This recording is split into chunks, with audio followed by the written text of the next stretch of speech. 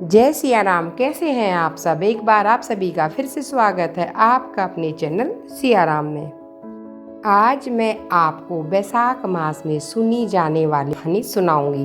बैसाख मास बहुत फलदायी माह और स्नान ध्यान पूजा पाठ करते रहना चाहिए। यह लोक तो सुधरता ही है पर लोक भी सुधरता है। एक समय की बात है, एक गांव में पति पत्नी रहते थे। बहुत गरीब थे, लकड़ी बेचकर गुजारा करते थे। पति का नाम हरिया और पत्नी का नाम शांति। परिवार में दोनों ही रहते थे। परिवार में कोई बच्चा और कोई बड़ा नहीं था। गरीबी इतनी थी कि एक समय खा लिया तो दूसरे समय का पता ही नहीं था। हरिया रोज लकड़ी काट कर लाता, शांति उन्हें बेच कर आती। दोनों यही दिनचर्या रखते थे। एक समय की बात है, बैसाख का महीना आने वाला था। तब गांव की सभी औरतें कुएं पर बैसाख मास की चर्चा कर रही थी। शांति उनकी बातें सुन रही थी। उन्हें उनके बारे में कुछ नहीं पता था। ये सब औरतें स्नान के नियम बताने लगी और वह सुनने लगी।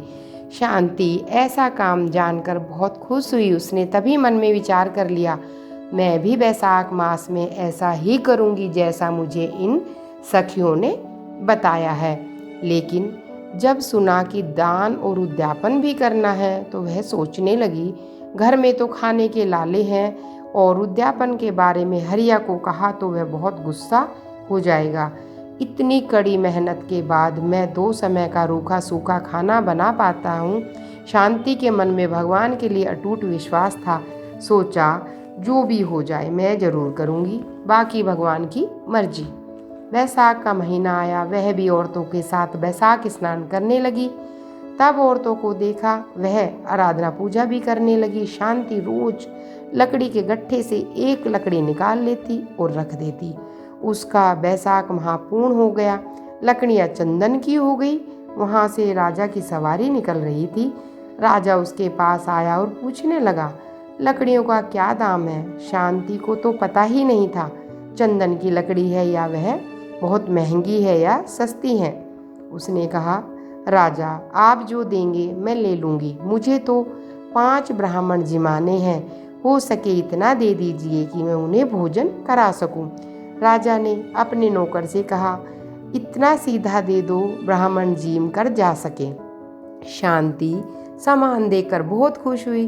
बैसाख पूर्णिमा को स्नान किया, लड्डू चूरमा बहुत बढ़िया खाना बनाया। इतना ही ने बना था कि 5 ब्राह्मण जीम सके। हरिया के मन में आया, इतना अच्छा खाना बना है, मैंने आज तक ऐसा खाना नहीं खाया, इसे खुद खा लेता हूँ। शांति नहीं मानी। उसने दक्षिणा दी, ब्राह्मणों को जिमाया तो सभी ब्राह्मण बहुत खुश हुए, उनको आशीर्वाद दिया। ब्राह्मण बढ़िया जीम कर चले गए।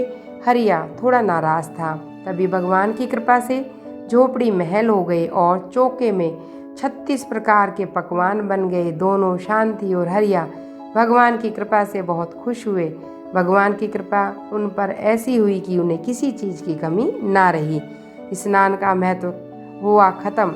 बोलो विष्णु भगवान की जय। भगवान जैसे शांति और हरिया का बैसाख मास पूर्ण करवाया, उसी प्रकार सभी भक्तों पर अपनी कृपा दृष्टि बनाए रखना। और भक्तों, अगर आपको मेरे द्वारा सुनाई गई कथा कहानी पसंद आए तो आप मेरे चैनल को सब्सक्राइब कीजिए, लाइक कीजिए और मेरी वीडियो को अधिक से अधिक शेयर कीजिए।